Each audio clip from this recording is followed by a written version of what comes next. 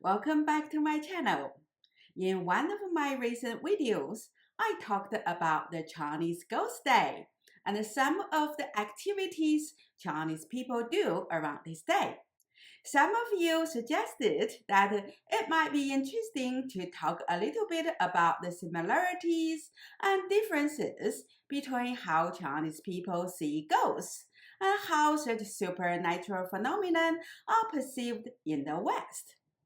This is a huge topic, and I don't think I know enough to provide a scholarly sound comparison.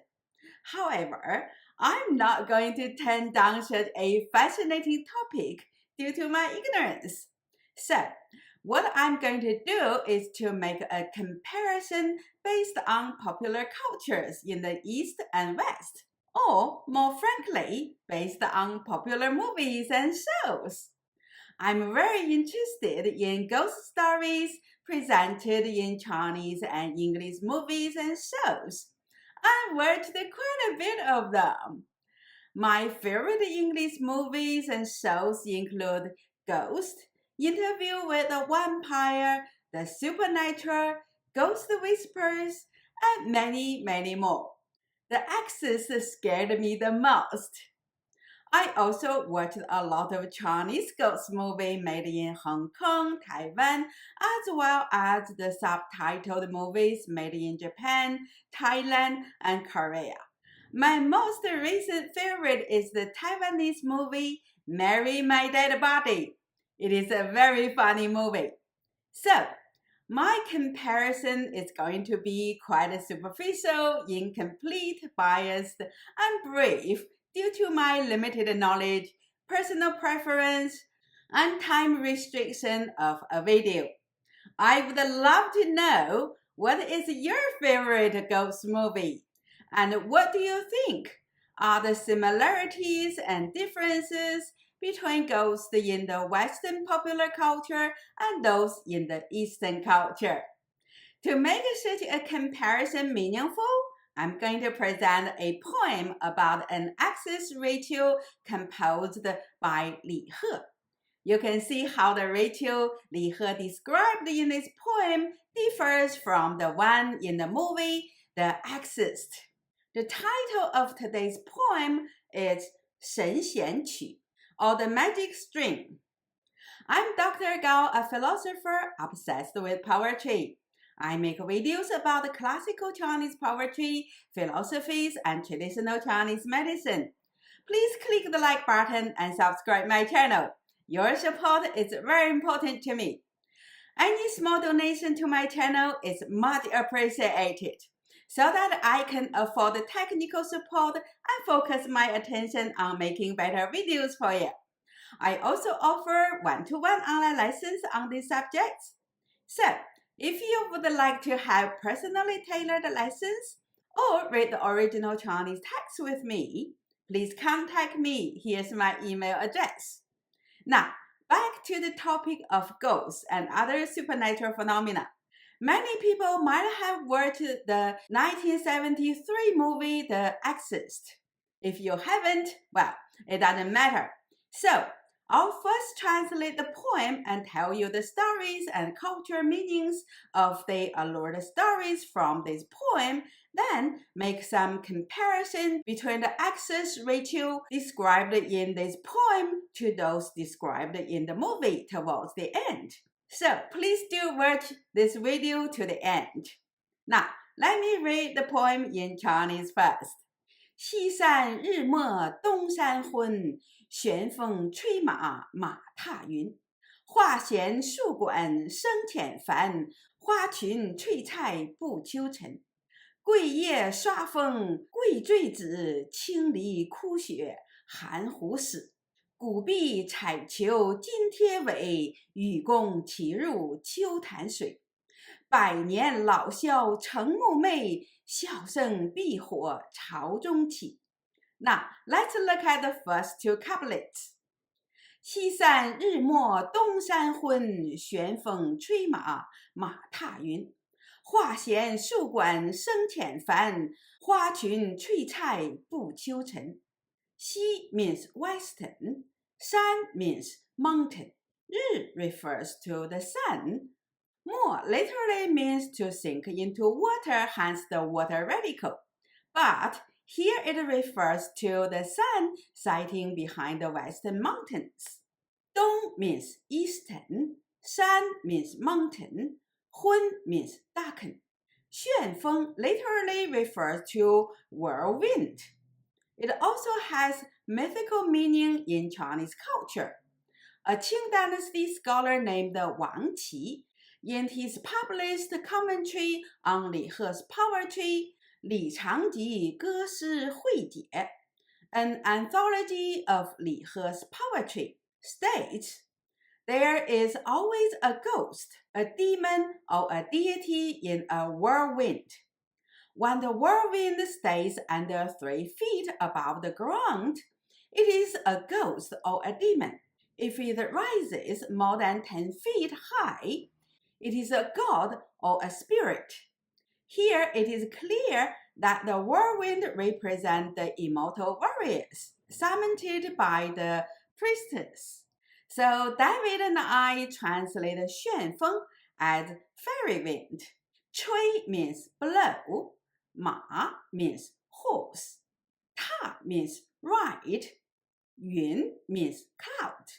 The horse mentioned here was interpreted as horses ridden by immortal warriors, because the poem describes an access ritual performed by a shamanic priestess. It is clear that she successfully summoned the immortal warriors, who descended on horses. In such rituals, the priestess often brings several pieces of paper with the pictures of immortal warriors riding on horses called 纸马 or paper horse, and burn them. The whirlwind blow the ashes of the paper immortal warriors so high it is above the clouds, indicating the immortal warriors have arrived. 画 means decorated, 弦 means string, 树 means plain, 管 refers to flute, 声 means sound, 浅 literally means shallow, and fan means many. But here, the two characters are used together to cover a whole spectrum of different combinations of musical instruments, from one to multiple instruments. So, 声浅繁 means sometimes there was one instrument playing and other times multiple instruments were playing together. 花 means flowery, 裙 means skirt. 脆菜 refers to the rustling sound made by clothes. 步 means step. 秋 means autumn. 尘 means dust. So the first two couplets can be translated as, the sun sinks over the western mountains, and the eastern mountains darken. A fairy wind whistles up horses, and the horses ride on the clouds. The sounds of decorated strings and unadorned flutes flow easily. The rustles of flowery skirts, steps on autumn dust.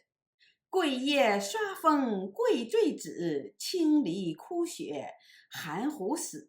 古壁彩球金贴尾，雨宫齐入秋潭水。桂 refers to cinnamon. 叶 means leaf. 刷 means to cut off dirt from something.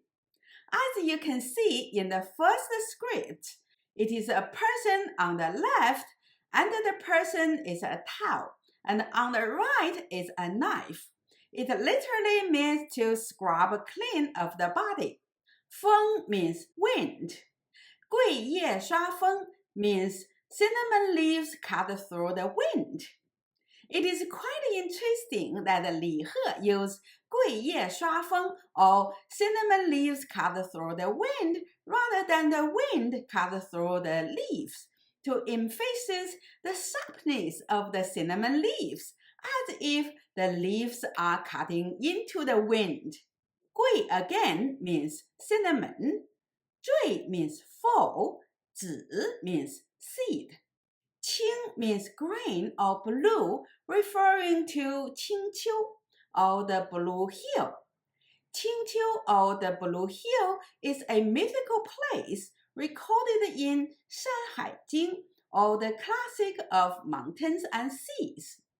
Qingli refers to the mythical nine-tailed fox live in Qingqiu. The nine-tailed fox can be in any color such as shown in these pictures. They often take human forms as beautiful young women and seduce young men to suck the lives out of them. The most famous nine-tailed fox was Daji, the queen of Dixin, or King Xin of the Shang, the last king of the Shang dynasty. A Ming dynasty novel, Feng Shen Yan Yi, or the creation of gods, portrayed her as an evil woman who brought down the Shang dynasty by manipulating King Xin. Here is a poster of the recent movie based on this novel. I haven't watched the movie yet. You can tell me what you think of the movie if you watched it. Ku means cry. 血 means blood. Han means cold. Hu means fox. Si means die.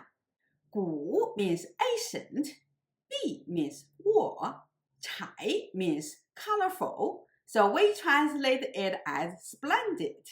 Qiu refers to the horned dragon. Jin means gold. Tie means yin cheese.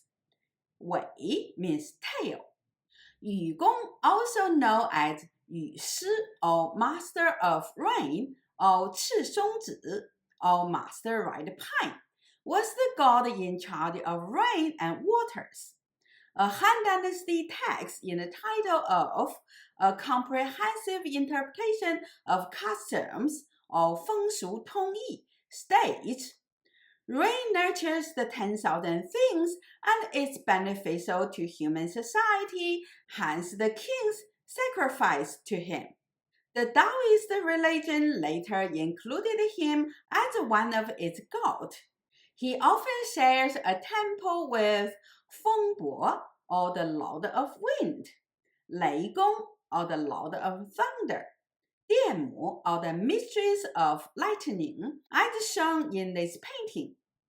After Buddhism was established during the Tang Dynasty, Yu Shi and the other three gods in charge of the weather were replaced by the Dragon Kings.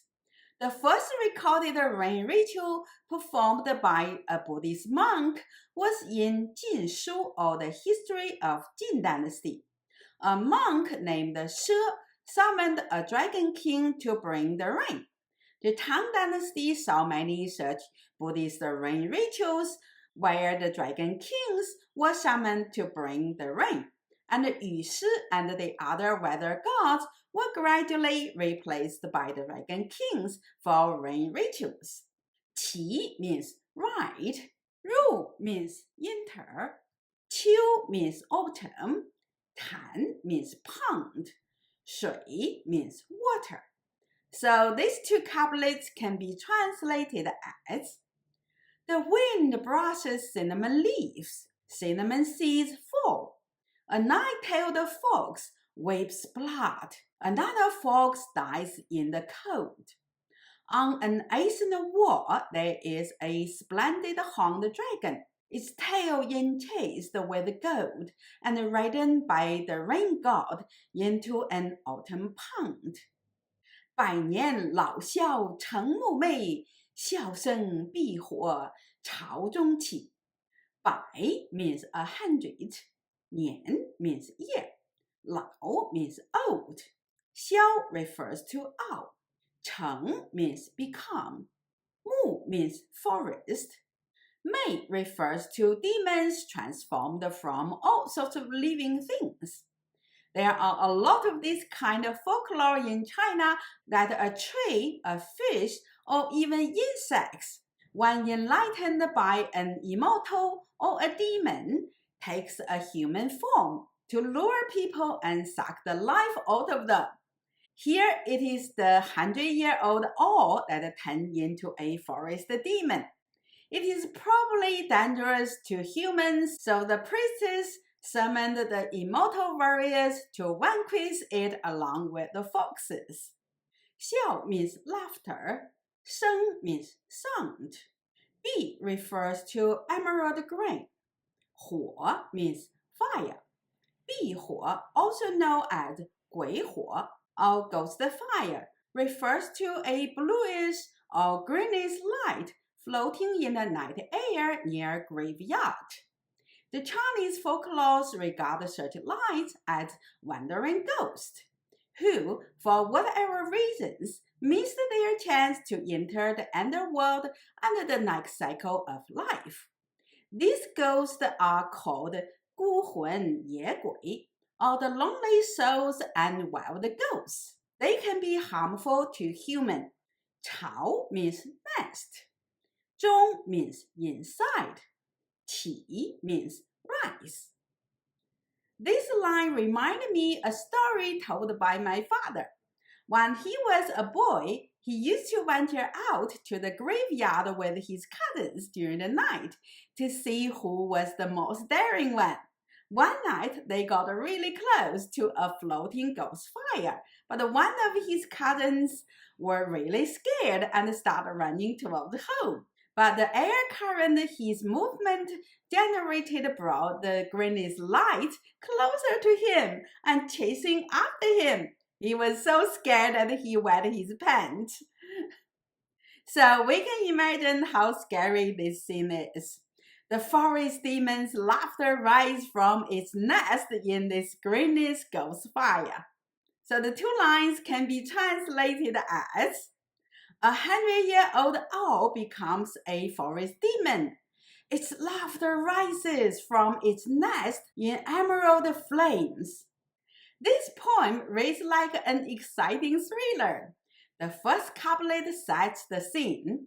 It is at dusk when the sun is setting, and the mountains cast long shadows around a temple in the forest, where a priestess is performing an Exorcise ritual. She lights the paper figures of immortal warriors riding on horses. A whirlwind takes up the ash and blows it to the sky. She realizes the immortal warriors she summoned just arrived. The second and the third couplet describes the priestess' action and the warriors' actions. Her orchestra starts playing and her dance intensifies. Her flowery skirt is flying, her steps become faster, kicking up a dust. The warriors come into the scene like the autumn wind, cutting through the cinnamon trees and blow off the seeds like rain, while the nine-tailed foxes and other demons in the forest are being vanquished. The last two couplets bring the ritual to its climax. As the immortal warriors cleansing the forest, the rain god riding on a dragon joins the action to drive away the devil spirits in the water. The last forest demon vanquished is 100-year-old owl.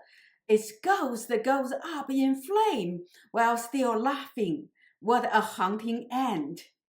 In this poem, Li He shows his extraordinary imagination and poetic mastery. As the poem progresses, we witness a whole drama unfolding. The sacrifice to the immortal warriors, their grandeur arrival, the music rises and falls, the priestess dance, the fight between the immortal warriors and the nine-tailed fox and its cousins, and the rain god and his dragon come alive from the wall of an ancient temple, and finally the haunting laughter of an owl turned the forest demon. What a thriller movie! Li He's poetic prowess was so extraordinary, it matches that of Li Bai and Wang Wei, although it's heading to a dark, much dark direction into the supernatural. Given that Li He died at such a young age of 26, I wonder how much more great poems he would produce if he lived longer. What a loss to the world of poetry. I would love to present more of Li He's poems. Let me know your thoughts on this. Would you like to hear more of his poems? So, apparently, the supernatural things appeared in this poem are quite different from those in the Exorcist. First, there are the immortal warriors who helped the priestess to vanquish the demons. Then there is the nine-tailed fox, who are extremely powerful in terms of harming humans. Some of them were able to bring down a dynasty. Then there are the ordinary fox demons who can seduce young men and suck life out of them.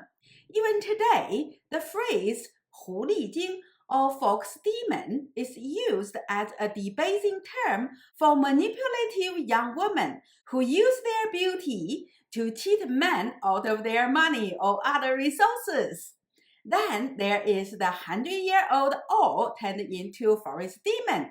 Even today, many Chinese still hold a pantheism view that any living things, if they lived long enough and cultivate their vitality, they can become immortals and obtain supernatural power.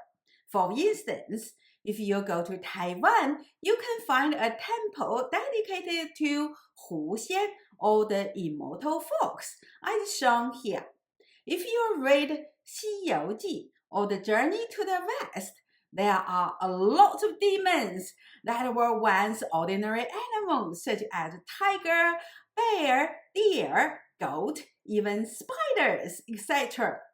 The foxes, snakes, and owls are the most obvious culprits for turning into demons. I think this pantheism is the key difference between the Eastern supernatural things and those in the West in popular culture. I don't see this pantheism in the Western popular culture. I mean, humans can be possessed by demons too, so are other animals such as cats and dogs. But these animals and humans are usually not willing to be possessed in order to obtain power, although humans occasionally do. These animals are often passive victims of the demon. What is your opinion? Do you think that there are fundamental differences between the supernatural beings in the West and the East? I would love to hear your thoughts. David and I are going to read more of Li He and others' poems about the supernatural beings. Please let me know if you would like me to present more such poems and stories in the comment section down below. I'm Dr. Gao, a philosopher obsessed with poetry. I make videos about the classical Chinese poetry, philosophies, and traditional Chinese medicine. Please click the like button and subscribe my channel. Your support is very important to me. Any small donation to this channel is much appreciated so that I can afford technical support and focus my attention on making better videos for you. I also offer one-to-one online lessons on these subjects. So if you would like to have personally tailored lessons or read the original Chinese text with me, please contact me. Here's my email address. Thanks for watching my video. I'll see you next time.